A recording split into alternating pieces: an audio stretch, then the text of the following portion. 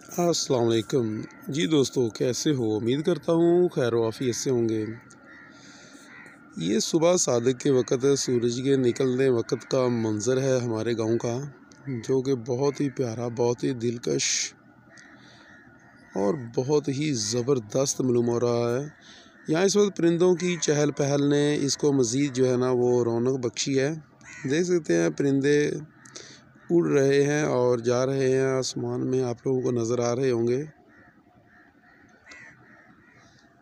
यही गांव का प्यारा मंज़र है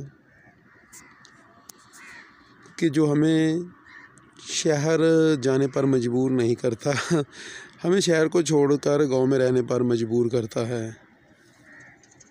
माशाल्लाह, परिंदों की चहलकदमी, परिंदों की चहल पहल और बादलों में गिरा हुआ सूरज का मंज़र बहुत ही ज़बरदस्त मंज़र पेश कर रहा है। एक तरफ गांव है और दूसरी तरफ ये लहलहाते खेत हैं।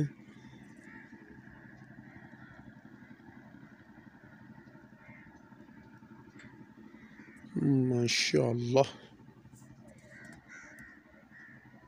कोई भी दोस्त अगर इसको अपने YouTube पर इस मेरी वीडियो को यूज़ करना चाहता है तो वो कर सकता है, बशर्ते ये है कि आप लोगों ने लिंक अपनी डिस्क्रिप्शन में मेरे चैनल का लिंक लाजमी लगाना है, तभी आपको ना कोई किसी किस्म की स्ट्राइक नहीं आएगी मेरी तरफ से।